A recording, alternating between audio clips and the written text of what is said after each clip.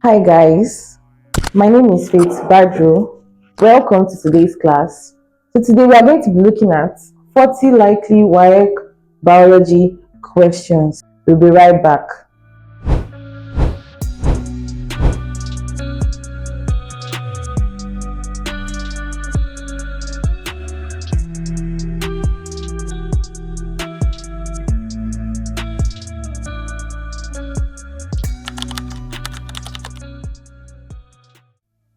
Welcome back. So today we're going to be looking at 40 likely WAEC biology questions. Make sure you get your writing material, you get your pen, you get your book, and make sure you jot down. So the first question we're going to be looking at today: which of the following is the basic unit of life? So in this question, we are being asked about the organization of life. And when we are talking about the organization of life, we go from cell to tissue to organ, then to system. So this question, we're being asked that which of the following is the basic unit of life? So we're asking you for the smallest. So it is from cell that tissues makes up many cells, organs makes up different tissues, and a system makes up different organs. So our answer here is cell, which makes our answer to be C. Number 2, which organelle is responsible for energy reproduction in the cell? Now, the organelle that is responsible for the production of energy in the cell is mitochondrion, and this is because we call the mitochondrion the powerhouse of the cell. We call the mitochondrion the powerhouse of the cell. The nucleus is for genetic materials, ribosomes is for protein synthesis. So our answer is mitochondria. So number 3, which process involves the movement of water across a semi-permeable membrane? Now let us note the fact that we are giving water. Now, when water moves from a semi-permeable membrane, this is called osmosis. Now, the reason why we are choosing osmosis and not diffusion is that diffusion happens in only gases, and while osmosis happens in water. So this is the reason why our answer is osmosis. Number 4, if a plant cell is placed in a hypertonic solution, it will what? We have burst, we have become turgid, we have shrink, or divide. Now we have to know that we have different types of solutions. We have the hypotonic, we have the isotonic, and we have the hypertonic. Now, the difference between these three solutions is that hypotonic has a little bit of solutes, isotonic has enough amount of solutes, hypertonic has a large amount of solutes than the solution. So because of that, when we place a cell in an hypotonic solution, it's going to become turgid. It's going to become turgid and it's going to swell. In isotonic solution, it's going to be flaccid, while in hypertonic solution is going to shrink. So our answer, and we are in the question, we asked that if the cell is placed in an hypertonic solution, what's going to happen? So it's going to shrink, and that is C. So number 5, an organism with genotype TT is crossed with TT. What percentage of offspring will be tall? We have 25%, we have 50%, we have 75%, and we have 100%. So this is crossing. So let us cross the capital letter T and the small letter t with the small letter t. So this is how we cross. This T will meet this T here and will give us T, T. It will also meet the second one here and to give us T again. This one will meet this one and it will give us T.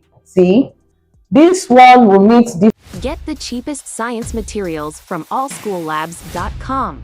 This one and it will give us T. So if we look at it, then we have TT, we have TT again, we have small letter T and small letter T. So if you notice this, now in this particular ones that we have the capital letter, don't forget that in genetics, when a letter is represented as capital letter, it means that it is dominant.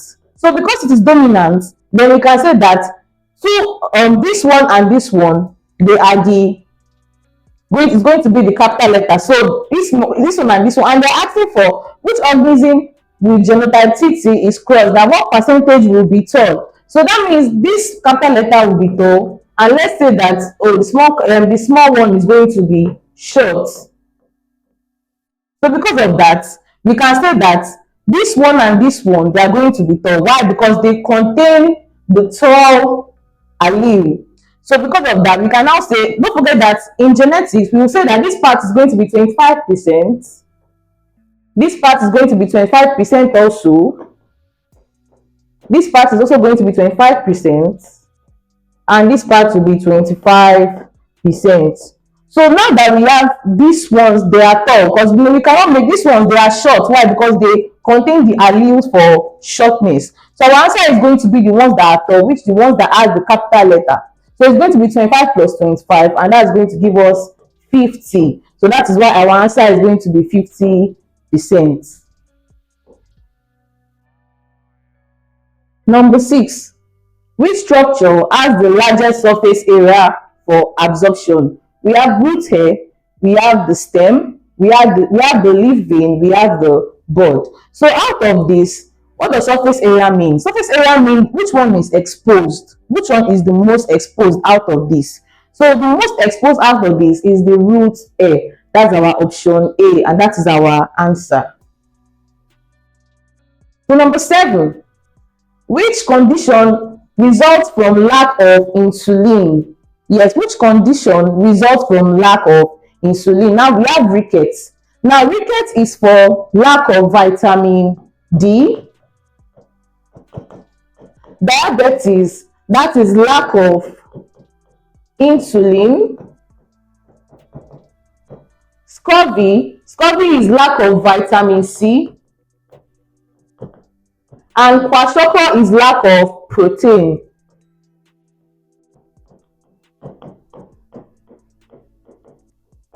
So our answer here, we ask for the lack of insulin, and that is our diabetes. So that is option B is our answer. Number 8, during vigorous exercise, oxygen depth leads to formation of what? What is oxygen depth? It means oxygen deprivation. Now we have glucose, we have lactic acid, we have glycogen, and we have carbon dioxide. Now our answer is going to be lactic acid, and this happens during anaerobic respiration. When we respire without oxygen, lactic acid gets produced in our muscles, and this leads to muscle pull, or we can say oxygen depth. Next question, number 9. Which structure prevents the backflow of blood in our veins? Yes, which structure prevents the backflow of blood in our veins? Now, arteries, the answer cannot be arteries, because that arteries is the vein that carries blood from the heart, oxygenated blood from the heart. While valves, capillaries cannot be the answer, because they are the ones that connect the arteries to the veins. Our plasma cannot be the answer, because that is one of the components of blood. So our answer here is going to be valves. Valves are the structures that prevent blood from flowing backward in our veins. Next question, number 10. Which of the following has the highest energy yield? We have carbohydrates, we have protein, we have fat, we have vitamins. So when you see this question, I'm sure that your mind will go to carbohydrates and fats. and you'll be looking like, oh, carbohydrates is you remember that carbohydrates is an energy giving food, and you might think that your answer is carbohydrate, but the answer is not carbohydrates. The answer is fat. Fat has more energy than carbohydrates. So our answer here is fat. It has the highest energy yield. Number 11. A quadrant of 1 meter square contains 20 plants. What is the density per meter square? So from this question, this topic is under ecology, and that's not for the population density. Now we have to write the formula. Population density Run quick tests and analysis. Visit analysis.africa. is equals to the number of organisms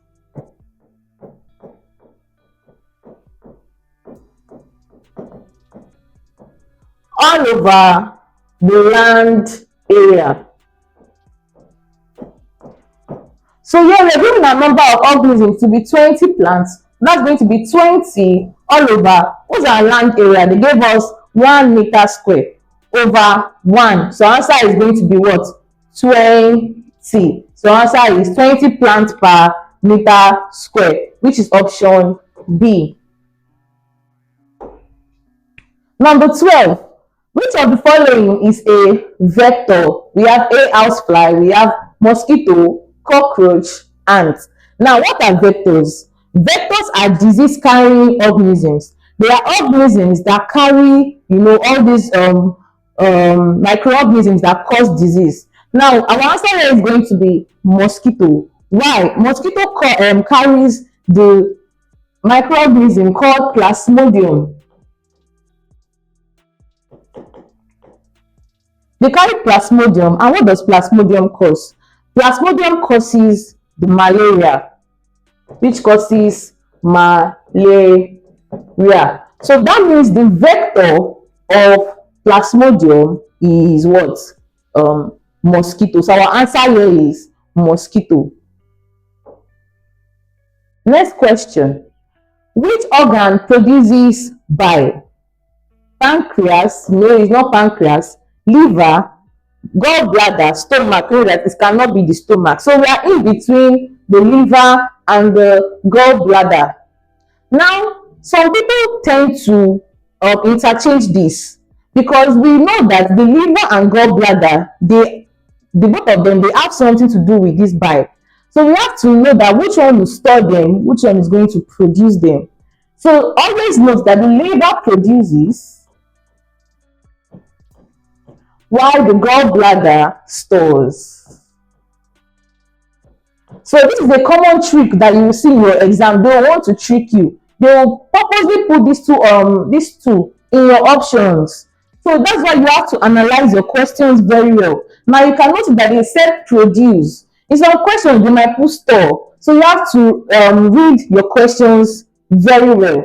So since they said produce, and we know that liver produces the bile, our answer is liver, option B. Number 14. Which gas is used during respiration? Which gas is used during respiration? Now we have oxygen, we have carbon dioxide, we have nitrogen, we have hydrogen. Now our answer is oxygen. Oxygen is being used in the aerobic respiration. Aerobic respiration. So that makes our answer to be A. Number 15.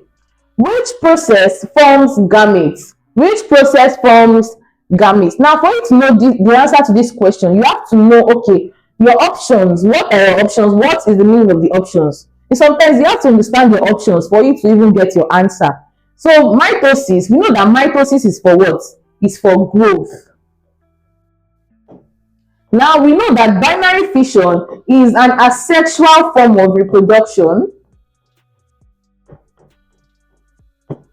in organisms like, the amoeba, the euglena, the paramecium. So the budding is also a form of asexual propagation.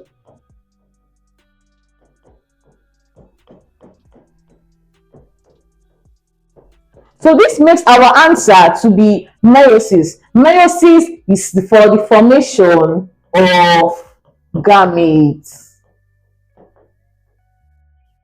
So our answer is B, meiosis. Anywhere you see gametes, just know that we're talking about meiosis. So that is our option B. So option B is our answer to this question.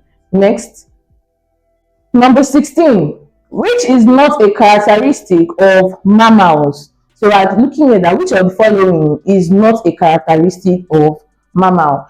A, we have hair. B, we have the mammary glands. C, we are cold-blooded. D, we have that they are warm-blooded. Now, we all know that that is a very characteristic attribute of a mammal, that they have a presence of hair or fur. So it is fat. So that's not our answer. Now, mammary glands, in fact, the word mammal came from mammary gland. So, and what a mammary gland? This is this is where the young ones suck from. So, the mammary gland is not part because it is actually a characteristic. So, that's not our answer. Now, cold-blooded, are we cold-blooded? For example, we human beings, we are mammals. So, are we cold-blooded? What is the word cold-blooded? This means that they cannot regulate their internal temperature. Warm-blooded, we mammals are warm-blooded. So this makes our answer to be cold-blooded. Examples of cold-blooded animals, these are the Pisces and the reptilians. The Pisces and the reptilians. So the answer is C, cold-blooded. Mammals are not cold-blooded. Number 17. Which part of the brain controls breathing? Which part of the brain controls breathing? Now, I want you all to note today that the medulla oblongata is responsible for involuntary reactions. We can say involuntary or reflex reactions. Involuntary or reflex reactions. So because of that, breathing. 400,000 cheap medicines, cosmetics, and analytical supplies. Everything in one big place. allschoolabs.com.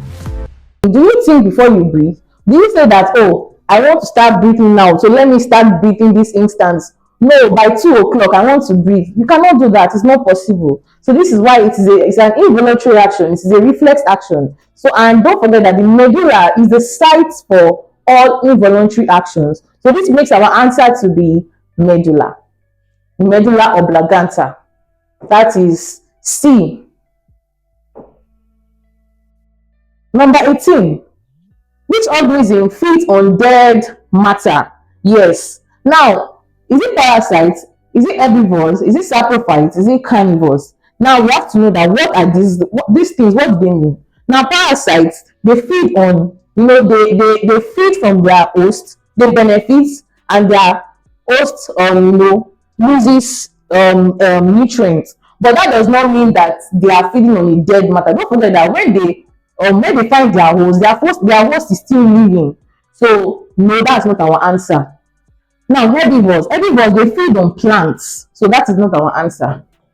We have carnivores. Carnivores, they feed on life. They feed on their fellow living organisms, which are animals. So it is not carnivores.